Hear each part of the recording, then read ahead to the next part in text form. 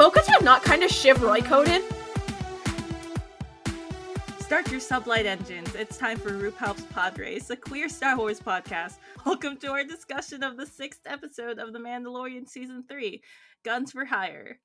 My name is Jess. My pronouns are they, them. You can find me on social media at Kawaii Jessio. And my gender this week is Uncle Fester betrays Lizzo and Jack Black. I also like his that you went looking for his most iconic role. You went with Uncle Fester. No, because sorry, last night I saw Christopher Lloyd, and then at first I didn't realize that was Christopher Lloyd, and my brain was like, "Damn, this man sounds like Uncle Fester from the Addams Family." So true. I'm Noah. My pronouns are he, him. And you can find me on social media at The Jewish Jedi. And my agenda this week is Din Djarin's Commander Cody era because he spent half the episode kicking droids, and that reminded me of him. So true. No, gay people do that. I think a lot about in the Clone Wars movie when Cody beats the fuck out of some droids.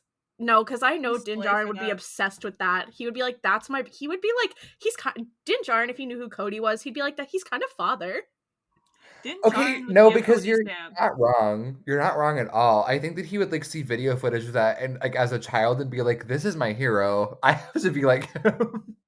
Hi, my name is Mel. I use they them pronouns. You can find me on social media at Melvin Culpa and on TikTok at Grunkle Rex. And my gender this week is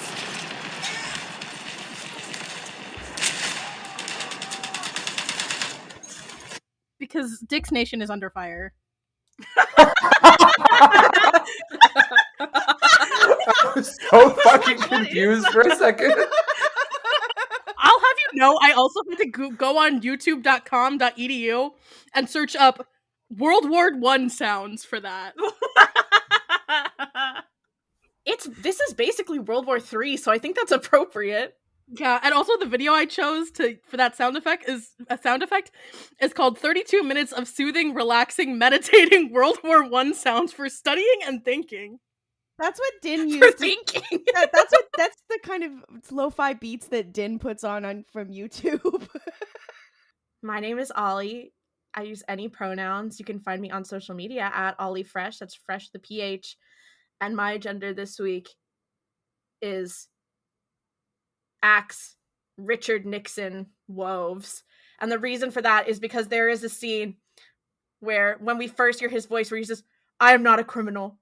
And it reminded me so much of "I am not a crook," which is Richard Nixon Court. If you're too young to know what that is, so are we, but I'm educated, so you should look it up. Google Richard Nixon Rule 34. Do not do that.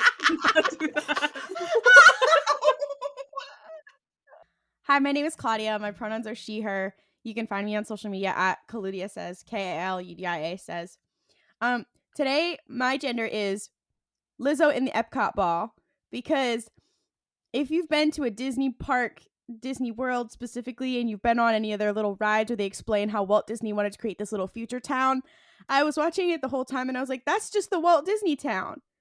I forget what the fuck it's called. As someone who got stuck on the ride that goes inside the Epcot Ball because of a tropical storm in 2008, I heard the story about that town and Walt Disney's plans for it several times. Hold on, Claudia, were you during the what tropical? Do you remember what tropical storm? I was in Disney World stuck in the Epcot Ball during Tropical Storm Faye. Okay, no, because you know what's so fucked up? I was also at Disney World with my dad during that tropical storm. What? What the fuck? I got stuck on 3 things. I got stuck on the monorail, the Epcot Ball, and the test track ride. So we could have been Ollie and I ships passing in the night. We're in our sliding doors era. Gwyneth Paltrow, hurry, we need you. Anyway, so when they were on that little monorail, I was thinking about they were my grandparents and I being stuck on the monorail during Tropical Storm Faye coded me being Grogu in that scene. I really identified with it, and anytime I saw Lizzo, I was like, the Epcot Ball. I was like, she's inside. I know it was a reference to Mandalore. I know it was. She's the Duchess. She was dressed like Satine. It's a neutral world. You got the Clone Wars. You got the domes that we all thought were Mandalore. I know. But to me, it was Epcot. So to talk about the episode a little bit, I feel so bad for all of the Mandalorian girlies, like all the Mandalore fans who saw that and were like, are we gonna get a flashback to Mandalore with the domes? And then they were like, no, it's just where Lizzo and Jack Black live. Like, shit, I was excited to see it, but I was like, in my heart of hearts, I was like, I feel pain for those people. I feel pain for people who are really excited to see a flashback to good old green Mandalore, me included. I will say it did make me laugh because there is nothing funnier than people who build up expectations for themselves for media and then they're upset that it didn't follow their expectations. And wow, that describes all of Star Wars. That being said, I would have been very excited with that as well. I thought it was funny. I think this episode was camp. The haters can go away. I think it was camp. I think it was exactly what Star Wars needs to be, which is stupid and silly and fun and includes Lizzo in it. I like, what else do you want? Like, what else do you want? What else do you want? You got a lesbian, you got Bo-Katan beating the shit out of a man holding a sword. You got Din Djarin being sexy slay. He's being sassy. He's standing like a slut. He's translating. He's being an ambassador. He's in his slay era. Stop calling him a himbo. He's doing so many things. You have Lizzo again. You also have Jack Black. You know, it's basically got the vibes of like a very stupid season 3 Clone Wars episode. Like, what else do you want? Like, what else do you want? Okay, two things. One, people who setting themselves up expectations wise. I would just like to say that I am now in that camp because you'll note that two characters that we joked about appearing on this show for literal months have now both appeared. The clock is running down for a Cobb Vanth appearance in The Mandalorian. I cannot believe I'm like begging for them to go back to Tatooine, but I'm like, please, Mother of God, I need to see the Sand Planet. To be fair, I felt the same way about Sabine Wren. I was like, God, come on, man, I want to see Sabine. So I understand completely. And yes, I but don't. also like what do I want? What more do I want out of the show? I would love a cohesive identity, a narrative. I would be. I'm being an asshole. I'm sorry. I will try not to be an asshole about that. it's okay to disagree, and I will be disagreeing with you. Claudia, can we get in a very public fight on the internet? Yeah, no, I we think have we should. beef. Okay, but here's like, us disagreeing about episode is fine. Like, we don't all have to agree. It's okay. Did you know that? It's okay. I have my therapist tells me I have this thing called black and white thinking, so it's not okay for me. Guys, we live in the marketplace of ideas. Yeah, the marketplace of ideas. Markiplier of ideals, yeah. Elon Musk worked really hard so we could be in the marketplace of ideas. Here's the problem. Here's my issue. When I have to defend this show or the writing in it, I hate myself that I have to, because number one, shout out to the WGA writers strike. The fact that like we don't have writers rooms for shows anymore, and it's like one dude, even on The Mandalorian, drives me up the wall and makes me want to beat my head against the wall. And number two, I don't like defending Michael Mouse. However, in this case, I have to disagree with Noah in that people are like, what's the plot, or what's the point of this season or whatever. And I'm like, first of all, the plot, this episode resolved a very big plot point, which is the fuck is gonna happen with the Darksaber. Let's tie that one up. Let's figure that one out. I also thought that them resolving that in the funniest technicality way possible was hilarious.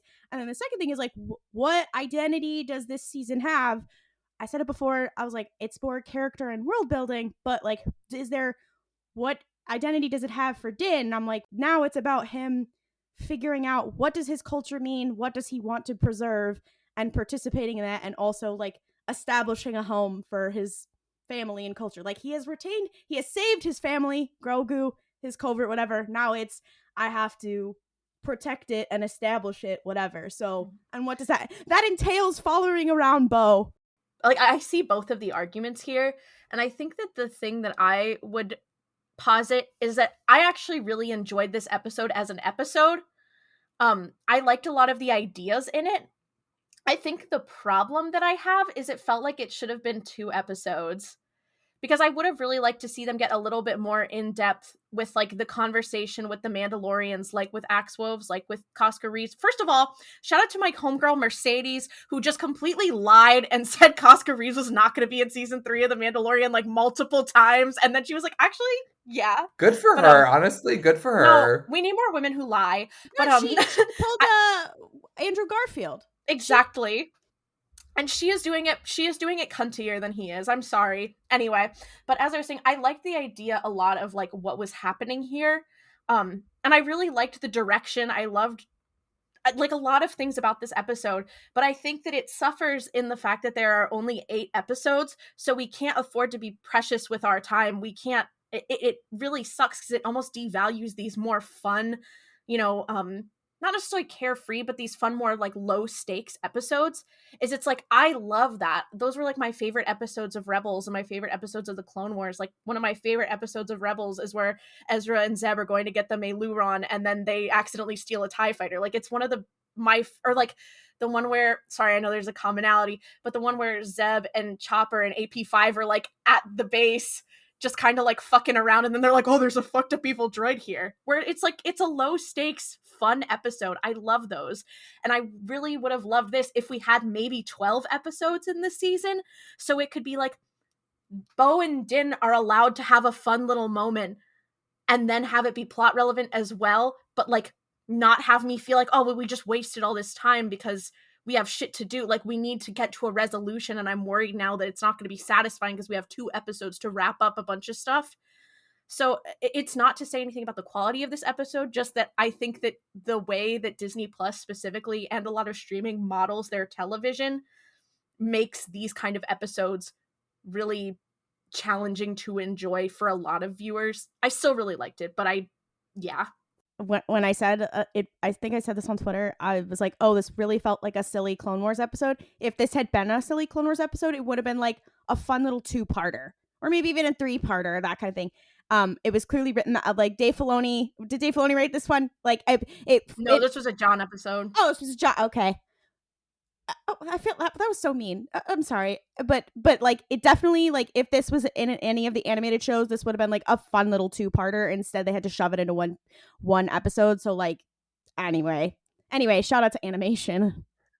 I think that Ollie really like sort of nailed my frustration with it. And for me personally, at least, like I appreciate those like fun little character stints, but my frustration at the pacing of this narrative really overshadowed a lot of the things that I would have enjoyed about it. Also just because, like, I don't know, I feel like last episode we left off with this whole, like, okay, Bo-Katan is going to go off and sort of, like, try to unite other Mandalorians around this common identity that they all share, which is a really cool and interesting thing to explore. And then we spent no less than 90% of this episode chasing down droids, which, like, sure, is fun.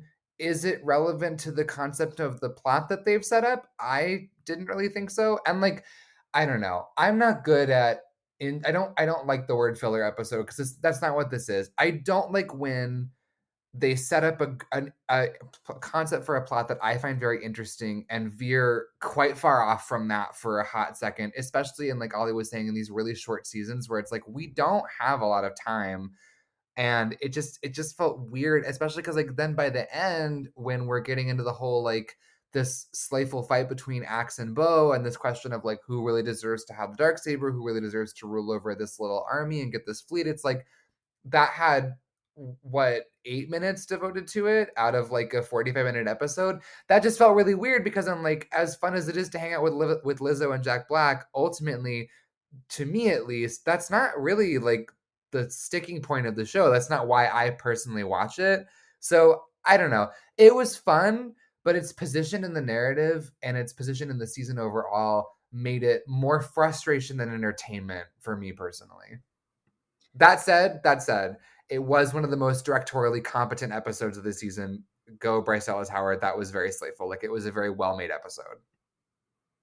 I agree with it being well-made. I think, like, I noticed, like, the color grading is definitely the best. And that is, like, yes. I could see the whole time also. Exactly. And even in the scenes where it was, like, dark, like, when they were in those kind of, like, alleyways and when it was nighttime, it was still lit well. everyone else There was take note. I'm sorry to interrupt, but like there was like a scene where when they like take down the first like battle droid and it's like they're like in this like neon cityscape and like it just was a beautiful shot. Like Din's armor under like all these neon lights. It was like that was really cool. Like that looked really awesome. I will also say something about what you said, Noah, reminds me.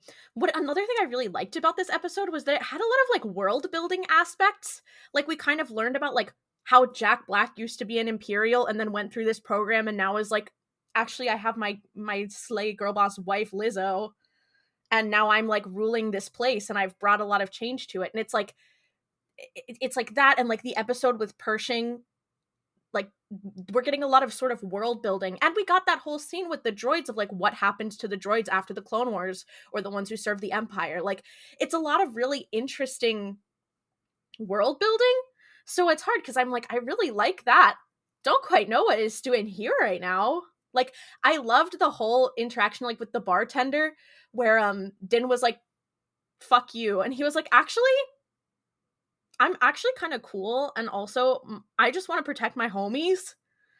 And like I loved that. I really loved like Din and Bo's like interactions throughout this episode. Like there was so much I really liked. I think it was just like the whiplash of having this really fun, upbeat, like quote unquote low stakes episode.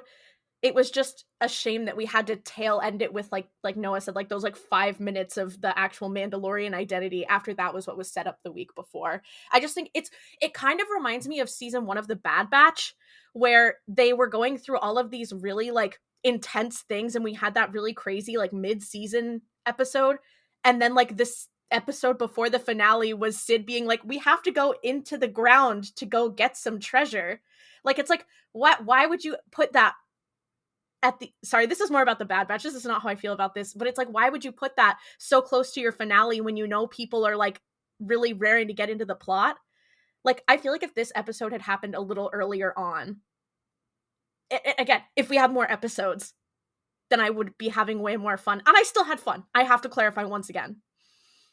Well, what it set up was an episodic premise. Like people were saying, oh, we don't have a plot anymore, whatever. Because in the first 2 seasons, it was like, get the baby to the Jedi, right? And then we had other stuff going on. And then we're like, uh-oh, Din's having his little moment. And now it took almost the whole season for us to get to Din and Bo's excellent adventure, which would be really funny if then we had 12 more episodes for Din and Bo's excellent adventure, where it's much like when Din was by himself. He goes to do a thing and then everyone's like, hey, can you help me with this one thing? And he's like, fine. It's very, very funny if it just becomes Din and Bo doing that so that they can meet various Mandalorians along the way. That would be very funny. That would be very fun. But instead it was at the end of an 8-episode season. So you're like, ah. And the thing you were saying about the world building, the fact that they were like, oh yeah, like people still have separatist ideals, whatever. I was like, let's talk about, they also did that in the Bad Batch this season. I don't want to talk about that. But like they like people still have separatists, but you know what it did remind me of? And I'm going to sound like a fucking broken record. Star Wars Resistance. If you want like world building in the sequel era, well, because Star Wars Resistance is in the actual sequel era. This is only 5 years after Return of the Jedi. But if you want this kind of like world building, watch Star Wars Resistance. Stand Star Wars Resistance if you want, because it really was cooking here. And I do love the idea of like, yeah, the Clone Wars like did have like a big impact. But also you can name drop Dooku, but not Satine. Come on, it's misogyny at this point. No, that was so funny. When I was like, when they were like, yeah, oh my god, Dooku, I was like, oh my god, that's real Averross's master they're talking about. Craig Dooku mentioned in the year of our Lord 2023. That was really hard at that. Yeah. No, that was a moment. I don't know. I think it's fun. I found the question posed by the early part of this season about like what does it mean to be a Mandalorian, who counts and who doesn't, and why, what is the point of this, how do we rally behind this, to be really a fascinating question. And we're 8 episodes into the season and every episode's like, what does it mean to be a Mandalorian, ? And then they really do nothing with that question except for like for 15 seconds this episode when Bo was like, Din Djarin is a Mandalorian because he chose to walk the way he was like born into this, like he's just Mandalorian as the rest of us. And I was like, okay, sweet, that's really awesome, but like, and what does that mean for them rallying around each other? What are the cultural divides they experience? How and why do they deal with that? We're 8 episodes in and we're now looking at Lizzo's NFT dress instead of like exploring this really interesting thematic question. I don't know, it bothers me. Yeah, I get that. I think the thing that's been somewhat frustrating about this season, I don't particularly mind it, just because I've got a terrible feeling that this show is going to continue way past the point of it being fun. Is that like they're taking this, they're struggling to like find a true tone, because like the first season of The Mandalorian, there was stuff of like it being like, oh, gritty man softened by the love of a child, and then season 2 was like, I was never like the most gritty, but like, you know how they marketed this show to be a little bit more like, oh, he's a badass, and then Baby Yoda's here. In the first season though, they do have Jawas being like egg, and him there's thrown off. don't get me wrong. There's goofiness, like, don't get me wrong. However, I just think that there is like this thing, because it is a Disney property, where it has to be marketable to all audiences. Like, we have, like, you know, for the 6-year-olds who are like, Grogu is my best friend, he is the only thing that matters to me in the entire universe, there has to be fun little Grogu moments where he helps Lizzo do good in the sport. But at the same time, also, yeah, no, don't get me wrong. Lizzo being in this episode, guys, I'm gonna say something so controversial. Hold your asses. I had more fun with that than Axe Woves being in the episode. There, Holy I said it. shit! There, No, because now, guys, now the truth is about to come out that Mel No. doesn't actually give a fuck about Axe Woves. Like, you give a fuck about Axe Woves because he was an unknown variable, and now that we know things about him, we're like, whatever, I don't really care that much. No, literally, the second he was spewing out blood quantum bullshit, I was like, you mean nothing to me. You are dead to me, you dumb piece of shit. There's still time for an Axe redemption arc. That's someone who actually needs a redemption arc, guys. Yeah, Learn what so it means. true, so true. Axe educates himself. He's like, actually, guys, that was really reductive and harmful. Yeah, for being weirdly xenophobic, you need to be redeemed. So true. But he can do it. I believe. He's gonna do the work, guys. What Mel was saying about how, like, because it's a Disney property, it has to market itself to a lot of things. My God, I could talk about that for like ever. And with The Mandalorian, it's like, what do we want to be? What's very interesting to me is like The Mandalorian was like, it wasn't just the first Star Wars show, it was also like first Star Wars show on Disney Plus. It was like also one of the first Disney Plus originals. And now like they have Marvel shows for every niche. They have Star Wars shows for every niche. Like there's stuff gonna be stuff for kids now, and then there's Andor, that's the more grown-up show, and there's whatever. And The Mandalorian is like stuck for everybody.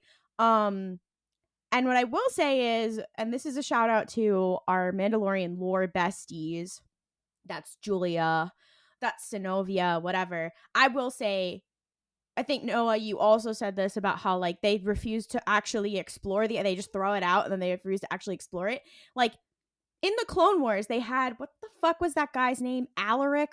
Ulrich. Oh, Ulrich? Ulrich. When he says that racist thing about Jango Fett, which is very similar with about what Axe Wolf said about Din, which is also interesting because canonically, Jango Fett is also a foundling. Like, there were always a lot of things in Mandalorian lore, in canon, just the canon lore, that were like, a lot to unpack here. We have never unpacked it. And that's why people were interested in The Mandalorian, because they were like, oh, like, let's get into it. Let's get into it. Because in Legends, it's kind of all over the place. But in canon, like, we only have little scraps. Let's put the scraps together. And instead, in The Mandalorian, they were like, we've put like 2 scraps together, and then we've added a couple more scraps, and then we're just kind of pushing the scraps at you, and we're not really delving into that. Like, we're delving into like some interesting ideas, but we're not not really doing anything with it. From a Mandalorian lore perspective, it's very much like, all right, let's get to it. I think that's also part of the reason why people are frustrated when they won't like mention Satine also, because it's like, when we're talking about, like, Bo's like, yeah, like the Mandalorians were always fighting each other, and we can't do that anymore. We're like, and there was somebody who that was her whole ideology. Like, are we gonna talk about it? Like, it's not just from a please mention my Glub Shido kind of idea. In addition to what Claudia was saying, I think we also have to remember that not everyone is deep into the shits who is watching this show. So like there is going to be a lot of like just like very foundational, very basic, like, oh, this is stuff about Mandalore. And like I totally get that it's frustrating that they're talking about these themes and then not really like going back to them. And I think that's something specifically frustrating about this season because Din is kind of playing second fiddle to Bo right now. Which like I don't think is a bad thing. Once again, as I've said before, I really want a show that's less about like a character and more about like the creed of Mandalorians or like about Mandalorians. So like I'm not frustrated with that at all. Also, Din still does serve some part in the narrative. I think that there's like a really cool way that Din and Bo-Katan are interacting with one another and like working as a team. That is like, I don't know, creating balance and something interesting to what Mandalorians could be. I mean, we've talked about this before, like how maybe the story and everything would be a bit better if they had a more diverse writer's room, because really honestly it is just like Jon Favreau and then once in a while like Dave and maybe like someone else, but it's just like that writer's room more like whiter's room. I'm sorry, but You're so right. And I think the other thing too is when you have all of these fabulous directors who are like women and people of color, it's like, why are I know that these directors could really elevate some material if it was written by someone who was maybe, God, even just someone other than Jon Favreau and Dave Filoni. And you know what? I'll take it. My unpopular opinion. This is not actually unpopular. I'm just being a shithead. I like Dave Filoni a lot as a writer and as a storyteller, and I honestly don't have that much beef with Jon Favreau. I do. I think there's some commentary I could make on Jon Favreau as a writer, but by and large, I have enjoyed things that have been put out by that duo. But it's like, Jesus Christ, the amount of like nuance that we could be getting that we just don't get because of their perspectives. And I'm not being like white men can't write good stories, but like it would just be nice to have even a little bit perspective. I would just love to see what that writer's room is like, because I'm like, do they have staff writers on the I don't know. Like, I don't think so. Yeah. So it's like, even if they just had like a staff, like a team of writers, even if it wasn't like, oh, we're bringing someone on, like at least having a writer's room would be nice. Well, and also too, like even beyond their like their limited #life experience perspectives, ultimately, like if you're writing the same thing for a handful of years, it's gonna get a little bit stale, just like by default. They are two people who are writing. I mean, mostly one person, but like I don't know. As much beef as I may or may not have with either of them, it's like ultimately you can only write the same story for so long and have it not go like a little bit stale.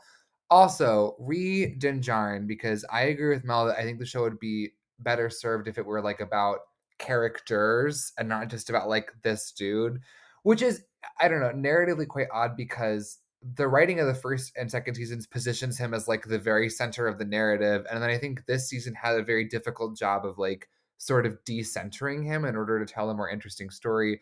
But that just feels weird for consistency reasons because you have these 2 seasons that are like, he is #the guy. Like, I think because they were like, we want Bo and him to be friends, which to be clear, I support and I actually really love their interactions. Like, it's a highlight of the episodes for me. They lost the fact that it was kind of weird for the plot about the Darksaber, like who does it belong to, how do you acquire it, etc., being resolved with like basically a handshake. And I don't know, like I'm not saying I wanted them to fight to the death because I didn't, but there's a lot of like tonal dissonance and narrative dissonance that I feel comes from the structure of the first 2 seasons versus these ideas and structures they want to explore now. So it feels like a hard pivot, even though it really isn't. I think in the hands of perhaps more diverse and just like more writers in general, this could be handled a bit more elegantly. I know people are going to step in and say, what about Rick? Because now it's Dave, John, and Rick. Great. That's another executive producer and who also is directing on some episodes. And like Ollie said, great. You're bringing in producers and directors. Who is writing the episodes? Who's writing them? Again, once again, the director can only do so much. Not to say that they can't. And anyways, support the WGA writer strike. But but like every time I'm like, okay, and like that doesn't solve it. Also, when we were saying like you can only write so much, whatever, the Clone Wars and Rebels were good because it was Dave was the showrunner of a show that had a writer's room, he had other writers contributing. Like he was driving the ship, but there were a lot of other people on the ship. Right now, it's just like a rowboat with like 3 people in it. Well, okay, that is vastly oversimplifying how the production of television goes. Okay, but like there was a writer's room for the Clone Wars. There was a writer's room for Rebels, and like, you know, like the Dathomir arcs, like that was the brainchild of a specific writer, or like whatever. Like it, like not everything was Dave. You know, and there are like specific episodes of Rebels, whatever, that like isn't it the same writer who wrote both the Blood Sisters episode and the Honorable Ones? I want to say it is. I'm gonna go look it up. But like that being said, I'm like, yeah, we like even they needed the help or whatever. Anyways, that's all I had to say on writing. Does anyone mind if we pivot a little bit? I would love to talk a little bit about some of the good things about this episode, and one of my favorite being Bo-Katan and Din in their like president vice president era. They're like Joe and Kamala of this generation. I imagining Din Djarin doing like the wheels on the bus go round and round. Anyway. Wait. This implies that Din Djarin is standing there on the phone going, "We did it, Bo." He literally is. We did it, Bo. Are you kidding? That's literally him in this episode when he's talking to her, when she's like talking to Axe, and he's like, "You don't have the Darksaber," and he's like, "Actually, you did it, Bo." Here. But no, I loved their dynamic. I loved Bo-Katan being a little bit like, "Okay, guys, we need to negotiate with these droids," and then Din being like, "Okay, well, I'm gonna be crazy," and then they go talk to the Ugnaughts, and Bo's like, "We need to have an issue," and Din's like, "No, we need to negotiate." I adore these two characters together so much. Like, they complement each other in such a fun, like, interesting way. It just makes me so happy. Anyway, I can't wait for them to get married. Oh my god. Yeah, I was gonna say I really enjoyed the whole buddy cop thing they had going on too, especially at the droid bar too, when Bo-Katan's like, "Okay, you did your thing, now I'm gonna do mine, okay?" And then they go in and she's trying to be all civil, and then just like, "What if I kicked your ass right now? What if I killed you?" And Bo's just like, "What the hell are you talking about? We're trying to have a civil conversation." And then Din was like fully bad cop in that situation, but I was just like, oh my god, I would kill to watch more buddy situation with them going on little villain of the week missions like they used to in the earlier seasons. We gotta put those two in an escape room. They would Real. Absolutely. Wait. Someone. Yeah. They would dominate in an escape room. Like, they'd be out in like 15 minutes. I'm Actually, serious. Like, actually, I have to argue they wouldn't, because they share, as we saw in this episode, they share the brain cell. They're just passing it back and forth. No. I disagree completely. They just have different perspectives, which is what you need in an escape room. You need someone who's detail oriented. You need someone who gets the big picture, and you need people who can switch it off. I'm just saying, Bo-Katan, when she was with Axe and Casca, I know it was taking them an hour to get through an escape room at the minimum. I know her and Din would get in there and they would do it in like 10 minutes. You know, I said they would sacrifice someone. That's actually Bo with like Casca and Axe and the other besties before they'd go in the escape room, and then the person watching over the escape room would be like, "You cannot sacrifice your friend." That is not going to solve the escape room. That was them before, but Bo with Din is like solving the escape room like in 15 minutes. Yeah. I feel like Bo and Casca and Axe were also the people that are like, is this the puzzle? And they just like break part of the set, and the person has to be like, please do not shatter the table. Which is Baba Booey. no, shut up. I was literally just about to say, okay, in the world-changing Game Changer Season 4 finale, Lou Wilson goes sha-na-na-na-na and throws a guitar against the ground and a clock. He basically breaks everything in the set. But I do feel like that is kind of Din Djarin vibes of like, he's like, okay, I'm collecting clues, but I will destroy everything in my path. I don't care. No, because we need to talk about how Din kicked those droids. I know he's kicking that like Penn State like four-legged droid creature. You know the one I'm talking about? I know The he's Boston kicking that Dynamic thing. dog, like the Yes, horrible Boston robot Dynamic dog. Yes, I He know would he's kicking the hate shit that out of shit. that.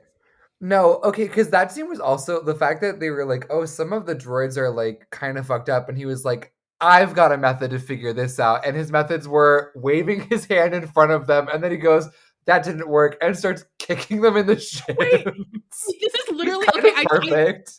I said this to Ali when we were watching the episode, but it's only coming clearer to fruition now. Y'all remember that episode of Rebels where they make Rex have war flashbacks because they go to that point with all the battle droids? Yeah. That's kind of what this episode was. Because the droids that Din was kicking, weren't those the ones that were like shooting his parents? Yes, they Yes. were. It was those like Okay. exact droids. Also fucked up that Rex is allowed to reference Cody in Rebels, but Bo-Katan isn't allowed to reference Satine in The Mandalorian. Feminism They has hate left the women. building. No, okay, Yeah. you guys have not considered that Bo-Katan fell down a flight of stairs, bumped her head, and it's almost like a Memento-esque, a Memento-style moment where she has to have a photo of everyone in her pocket, and she just doesn't have a photo of Satine. Oh my god, Bo-Katan played by Guy Pearce. Not to bring us back to our Glee AU, but I just got a vision of Sue Sylvester pushing Bo-Katan down 2 flights of stairs. That is Eli Vanto's fat ass has knocked Bo-Katan down the stairs. Bo-Katan fell down the stairs at the Met Gala, not clickbait. because A second Bo-Katan has hit the World Trade Center. No, okay, because here's the thing. She falls down the stairs, and then Din is like, and see, this is why we never take off the helmet, because your ass got concussed, but mine is perfectly safe. Okay. Oh, sorry, Claudia, go ahead. Oh, I just wanted to comment on, you were talking about the Din and Bo dynamic earlier. I know that you're like, yeah, they should get married, whatever. I have to stand up to the rising tide. I do believe they have a brother and sister dynamic. I think I do believe they have a brother and sister dynamic. I do believe they are serving. Ollie's making puke sounds into the camera. I'm just joking, Claudia. I'm just kidding. I do think they have a brother and sister dynamic. They're kind of serving Luke and Leia a little bit. It's kind of fun, kind of slay. Not in that way. We find out Din Djarin is Corky Kryze. Help. Oh No, my 'cause god. Corky is too old to be Din. Yeah. Claudia, you're saying that, and then why did I think of the fucking Folger's coffee commercial? Stop! Din and Bo in Stop! their Folgers coffee commercial era? Help. Oh my god. Okay, Oh, please, God. You know what? Okay, you know what I will say vis-a-vis their dynamic? Something else I did kind of think of is when Grogu is getting... First of all, when Grogu's getting knighted, fuck the Jedi. Grogu does not need to be a Jedi Knight. He is a knight of whatever the fuck this planet is called.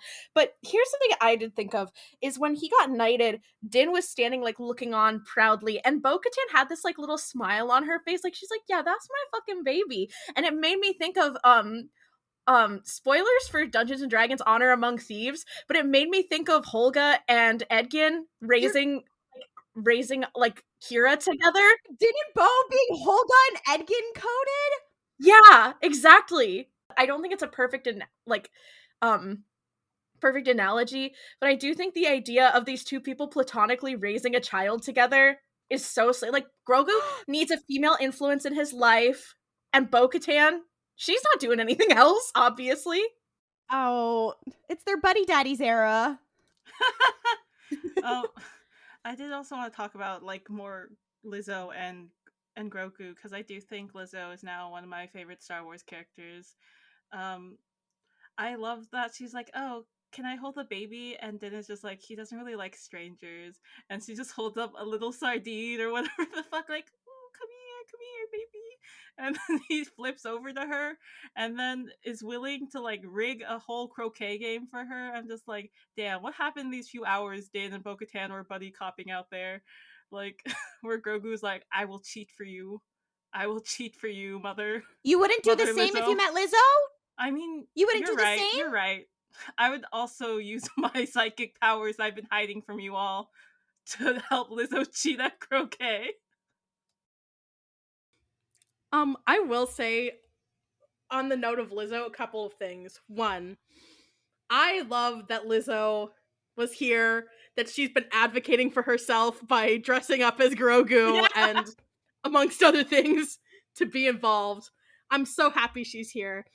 Also, I'm so happy that we had not one, not two, but 3 fat bitches on this episode slaying the Boots house down. Not being a joke, just slaying so hard. And like, was Jack Black a little bit of a fucking oaf? Yeah, but that wasn't it. The punchline wasn't his fatness. It was just that he was Jack Black. It was slay. Love it. Also followed by, this just occurred to me, I think much like my dog Lenore, who's afraid of men, I feel like Grogu just has an aversion to white people. Yeah. he likes Bo-Katan's the only white person he hangs out with. Mm-hmm. And that was, and he was when the especially- armorer takes her helmet off in front of him, it's gonna shatter his world. Much like how I felt when I heard Axe Woves speak more than like 5 words. Okay. I was just No, like, wait. Just, dude, we had the same thought because I was like, oh, he's British? What the fuck? No, me too. Everyone, I was you are- scared because I was like, what the fuck? Fakes. I tell you. Let's talk about Axe Woves for a minute, because I know that the girlies at home probably think that I have a lot of opinions about it. I don't, is the thing. I really could give less of a fuck about him. That being said, Ain Nation, we took a really big hit today. However, I don't think we are down. No, If he can get redeemed. I'm not. Listen, I'm just saying, now it's like Axe is gonna be on their side. Axe, I feel, he fully knew he was not the leader. And I know Costco, when Bo-Katan showed up, she was like, oh, thank God. Jesus Christ. Yeah, oh my God. Okay, Claudia has put enemies to lovers in the chat. So true. I would just like to say, I have very little opinion about Axe Woves. However, I did think it was funny as fuck that he showed up in this goddamn episode, because literally when he came on screen, it was like, you people can't be serious. Like, you're actually gonna let him do that? He has been plotting in the goddamn Wawa bathroom Well, they over were a like, year now. when they were like, this is Axe, he's our leader, and I was like, your leader is someone named after a body spray that he probably uses way too much of. Okay, let's hear about it, Mandalorians. Let's okay. go. Axe Woves in the bathroom. Yeah. No, that's why the other Mandalorians were like, okay, I guess we'll follow Bo-Katan, because they were already like, I'm a little shaky following this guy. He's kind of flat, but like, okay. So like when she was like, she beat his ass, but they're like, okay, I'm listening. He was already kind of a flop. Like, I think there were leaks or whatever that said that he was gonna come and they were gonna fight or whatever. So like, I wasn't surprised by it, but I was laughing when they like tried to make him all menacing. And I was like, Axe Woves, the glup shitter we've been joking about for 2 years. No, you could see it in Casca's face that she was like, when Axe was getting his ass beat, she was like, oh no. Oh my God, Bo, you're back. Oh my God, can we get some girl energy in here? No, okay, literally. Also in the first scene where he's like, I am not a crook. And Casca was like, okay, anyways, are we gonna fucking get Tom Holland's brother's ass or no? Yeah, let's talk about that. Why was that Mon right. Cala? That was my Phan-Tu and Xiri. No, My literally- live action Phan-Tu and Xiri. Literally, when they were on screen, first of all, it's got to be a Clone Wars arc if they reference the fucking Water War arc of Clone Wars. And she didn't say Mon Calamari either. She said Calamari. I was like, you know what? Star Wars is dumb. But then someone on the TL was like, you know, if I had two nickels, which is Bryce Dallas Howard directing an episode where there are two aliens in love with each other. And I was like, shout out to Bryce Dallas Howard. She's the only Nepo baby I'm standing right now. But also, the way that they came on screen, I went, Phan-Tu and Xiri? Like, something came over me in a way that I just read Convergence. So, like, something came over me. It doesn't help me that every time I read Charles Roy, I thought of Lee Char. And I kept having that thought. I kept calling him Charles Roy in this episode when I would talk about Lee Char, because Mel and I were talking as we were watching it because I'm annoying. And I was like, yeah, haha, Charles Roy. Fuck, that is not who I'm meaning to be talking about. I'm so sorry, King. You would never do that. I liked when Axe Woes was crying in the bathroom. Real. Do you think that he rides a PT Cruiser? God, he's such a loser.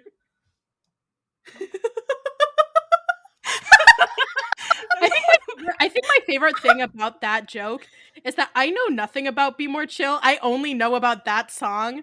Same. So I'm just like, I know too much about Be More Chill, so this is fun for me. Oh, I love that. I think we should become a Be More Chill podcast. do we have any final like discussion things that we want to talk about? If Sabine doesn't show up in the next episode Luke Skywalker style, I will be coming to Dave Filoni's house. Thank you. Sabine and the Mandalorian would have more of an impact than Luke Skywalker in the Mandalorian, and I'm not afraid to say it. Honestly, I'm going to say this. This is my controversial opinion, and I don't think this is just personal. Zeb in the Mandalorian had a bigger impact than Luke Skywalker in Book of Boba Fett. You're not wrong, and you should say it louder. My final thought was that I think it's fun and campy, but yeah, Jon Favreau, I'm still in your walls. That's my final thoughts.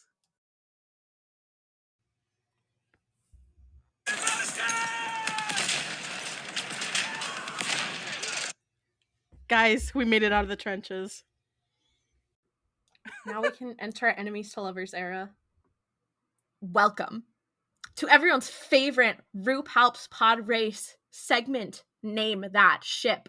This is a game where one of our hosts will bring a fan fiction that they found organically or that someone sent to them, and we will read off maybe the title, some of the tags, the description, some of the characters in it, and our friends, our esteemed co-hosts, will have to guess who the main ship is.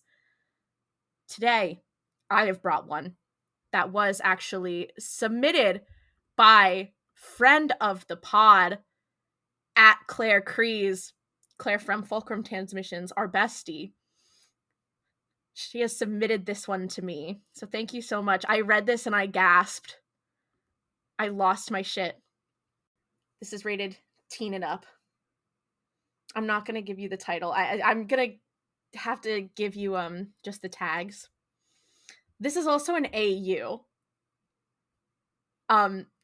And this is like a crossover AU where it's like the Star Wars characters are in this universe.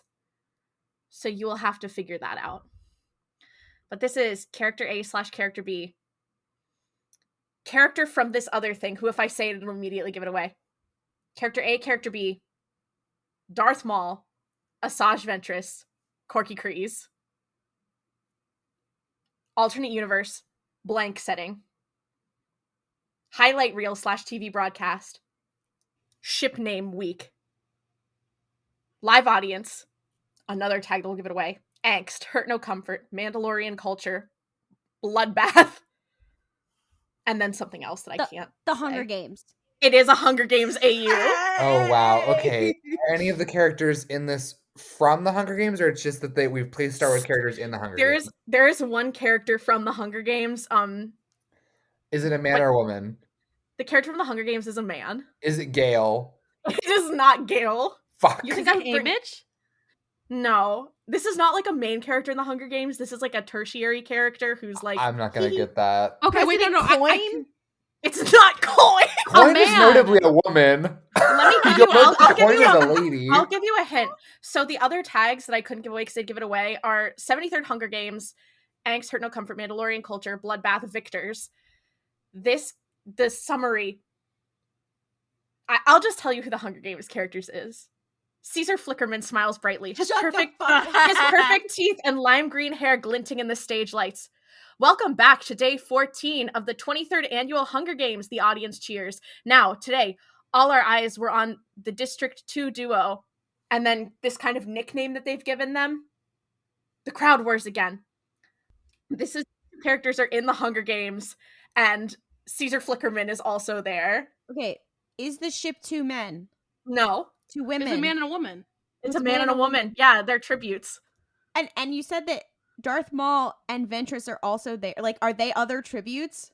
Yeah, so Ventress and Maul are both also tributes. Are they District 1? I don't know. It doesn't say what. Oh no, And he said- Maul is District 11. And he said Corky's also here? Yes. Give me one sec because I think Corky is from District 12. Corky! Courtney in his Katniss era. No, I thought you just said Courtney. Courtney Kardashian. Well, if it's a man and Courtney a woman... keeping up with the Kryzes. Okay, first of all, I would watch that. Second of all, I do love the idea of putting Kourtney Kardashian in the Hunger Games.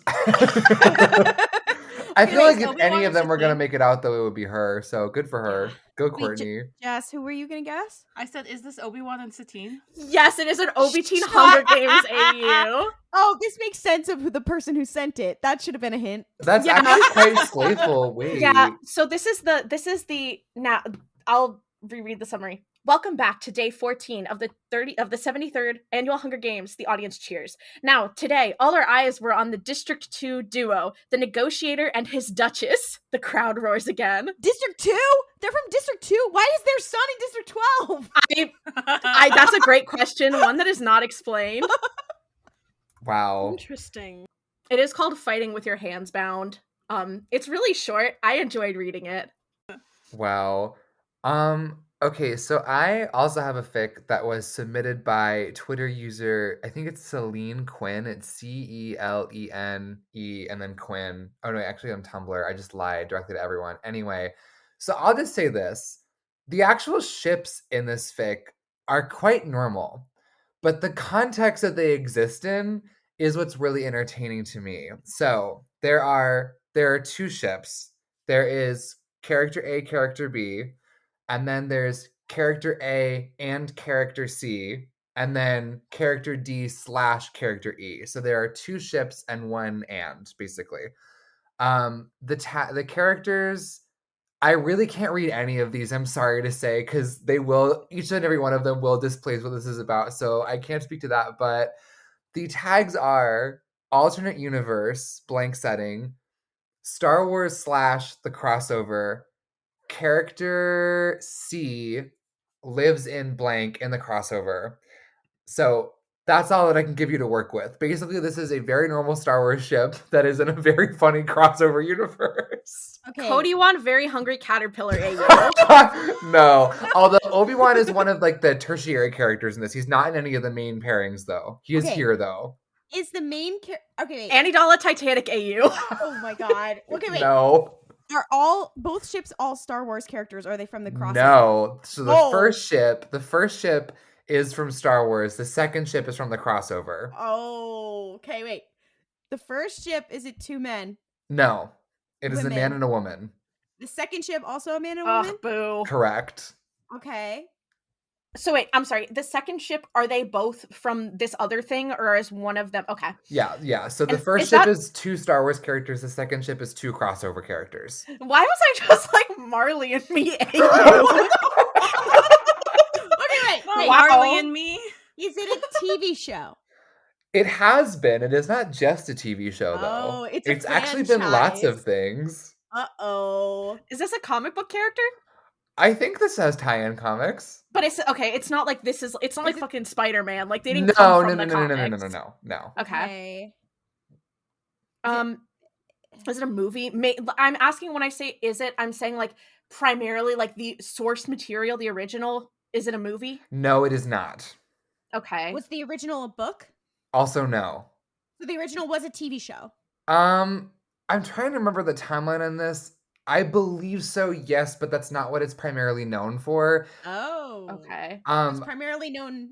I'll give you Video game? It has. I'll give you kind of a hint. This is in part a toy franchise that also has a Is it ton of tie-in Transformers? material. No, it is not Transformers. That'd be funny as shit, though. Five it Nights Barbie? at Freddy's. Okay, it is not Barbie. It is not Five Nights at Freddy's. Mario? My Little Pony.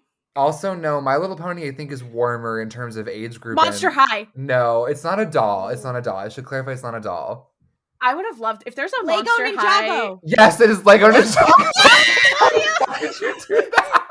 Here's how I know, because Lego Ninjago is really popular right now, and for some fucking reason it's on my FYP all the time, even though I don't know anything about it. Okay. Whoa. Yeah, I had not seen Ninjago on my FYP. My- That's What the fuck are you crazy. looking at? A niche interest Claudia doesn't know anything about. my second guess was gonna be Bionicle, so No, so this I love is a that. Lego Ninjago crossover. So yes. that's that. So wait, it's a regular straight ship. Is it Han Lego? Yes, it is.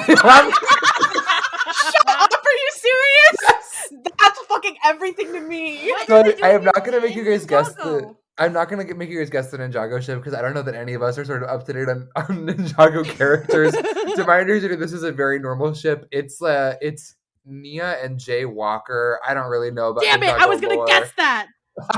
Okay, so but here's the plot of the. First of all, I can now just the other characters are Luke Skywalker, Leia Organa, Han Solo, Nia from Ninjago, Jay Walker, Kai, Zane, Cole, Lloyd Garmadon, Sensei Wu, Obi-Wan Kenobi, and Lord Garmadon, also of Ninjago.